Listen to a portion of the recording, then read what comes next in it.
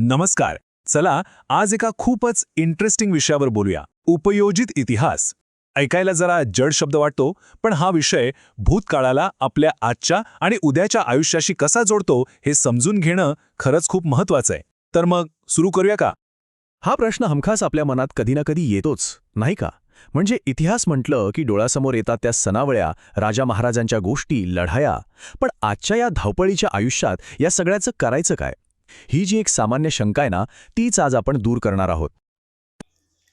नमस्कार. तर ह्या 30 सेकंदामध्ये तुम्हाला समजलं असेल की अभ्यास हा इंटरेस्टिंग असू शकतो आणि मजेशीर सुद्धा असू शकतो. अशाच पद्धतीने आपल्याला सर्व विषयांचा अभ्यास इंटरेस्टिंग आणि मजेशीर करायचा आहे. व्हिडिओ आवडला असेल तर लाईक करा आणि तुमच्या जास्तीत जास्त मित्रांपर्यंत शेअर करा. तसंच चॅनलला सबस्क्राईब करायला विसरू नका.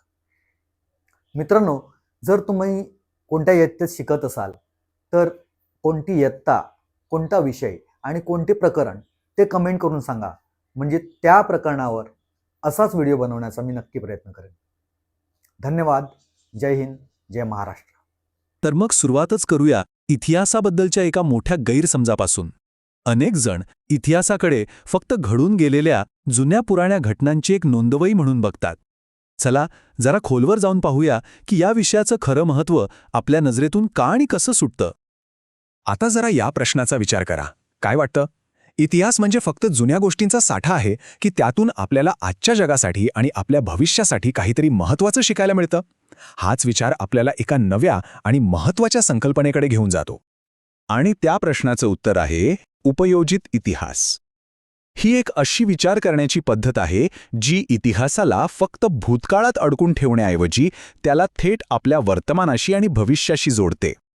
एकदम सोप्या भाषेत सांगायचं झालं तर भूतकाळात ज्या काही चांगल्या वाईट गोष्टी घडल्या त्यातून शिकायचं आणि त्या ज्ञानाचा वापर आजच्या समस्या सोडवण्यासाठी आणि आपलं भविष्य अधिक चांगलं बनवण्यासाठी करायचा. बस हाच आहे उपयोजित इतिहास. ही संकल्पना इतिहासाला एकदम प्रॅक्टिकल बनवते. इंटरेस्टिंग गोष्ट म्हणजे याला पब्लिक हिस्ट्री किंवा जनांसाठी इतिहास असंही म्हणतात. नावावरूनच कळतंय नाही का? याचा सरळ सरळ अर्थ आहे की इतिहास हा फक्त काही मोजक्या अभ्यासकांसाठी किंवा इतिहासकारांसाठी नाही, तर तो आपल्या सगळ्यांसाठी आहे, सर्वसामान्य लोकांसाठी आहे आणि त्यांच्या आयुष्याशी जोडलेला आहे.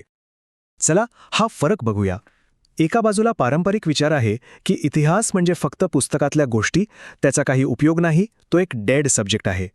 पण दुसऱ्या बाजूला उपयोजित इतिहासाचा दृष्टिकोन बघा. तो सांगतो की इतिहास जिवंत आहे, तो आपल्या रोजच्या आयुष्याचा भाग आहे आणि इतकंच नाही तर तो आपल्याला करिअरच्या संधीसुद्धा देऊ शकतो. आता पुढचा मुद्दा तर आणखीनच मजेशीर आहे. इतिहास हा काही एकटा विषय नाहीये, तो इतर अनेक विषयांचा आधारस्तंभ आहे. हे ऐकून कदाचित आश्चर्य वाटेल, पण इतिहासाशिवाय अनेक विषय अक्षरशः अपूर्ण आहेत. उदाहरणार्थ तत्त्वज्ञान घेऊया. कोणतीही मोठी विचारसरणी, तिची मुळं कुठे आहेत, ती का जन्माला आली, ती कशी वाढत गेली, हे समजून घ्यायचं असेल तर आपल्याला त्या विचारधारेच्या इतिहासात डोकावावंच लागतं. त्याशिवाय पर्यायच नाही. अगदी विज्ञानाच्या बाबतीतही हीच लागू होतं. कोणताही मोठा वैज्ञानिक शोध असा अचानक एका रात्रीत लागत नाही. त्यामागे कित्येक वर्षांची मेहनत असते. आधीच्या संशोधकांची एक मोठी साखळी असते आणि ही साखळी म्हणजेच विज्ञानाचा इतिहास. आणि जिथे विज्ञान आहे तिथे तंत्रज्ञान तर आलंच. विचार करा, दगडी हत्यारं बनवणाऱ्या माणसापासून ते आजच्या सुपर कम्प्युटर्स आणि रॉकेट इंजिनिअरिंगपर्यंत हा जो काही अविश्वसनीय प्रवास आहे तो समजून घेण्यासाठी तंत्रज्ञानाचा इतिहास खूप महत्त्वाचा आहे. आता वाटेल की मॅनेजमेंट स्टडीजसारख्या आधुनिक विषयात इतिहासाचं काय काम? पण आहे. पूर्वीच्या काळी व्यापार कसा चालायचा, बाजारपेठा कशा काम करायच्या, माणसं कशी सांभाळली जायची, हे समजून घेतलं ना तर आजच्या मॅनेजमेंटच्या पद्धती अधिक प्रभावीपणे वापरता येतात. आणि कलेशिवाय तर इतिहासाची कल्पनाच करू शकत नाही.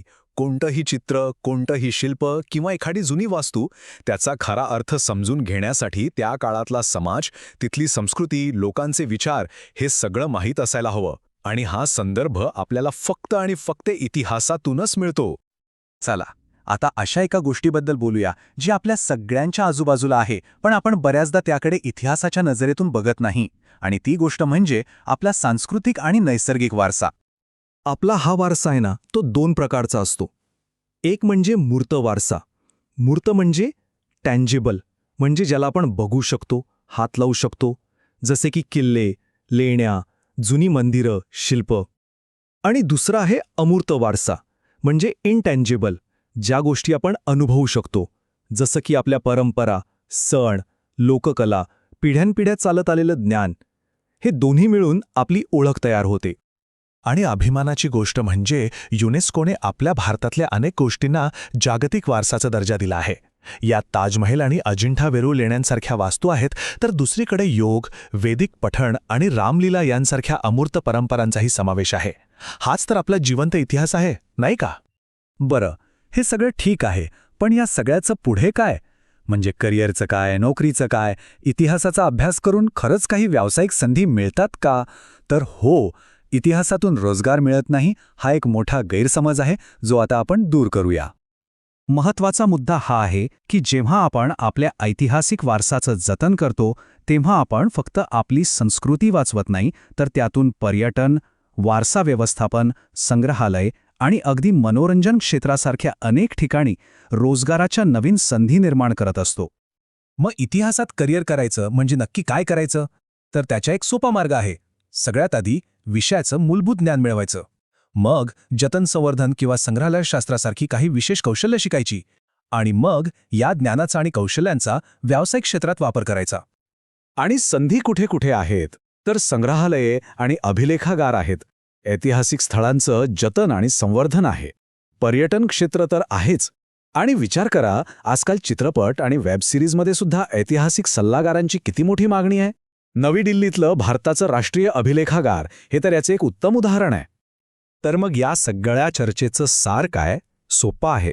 उपयोजित इतिहास म्हणजे भूतकाळाच्या अनुभवांच्या भक्कम पायावर उभं राहून आजच्या परिस्थितीचं विश्लेषण करण्याची आणि भविष्याला योग्य दिशा देण्याची दृष्टी मिळवणं.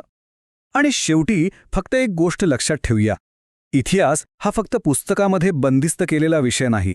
जेव्हा तो आपल्या म्हणजे सर्वसामान्यांच्या जीवनात काहीतरी बदल घडवतो, आपल्यासाठी उपयुक्त ठरतो, तेव्हाच तो खऱ्या अर्थाने जिवंत होतो. जरा विचार करा, आपला भूतकाळ आपल्या भविष्याला किती सुंदर आकार देऊ शकतो.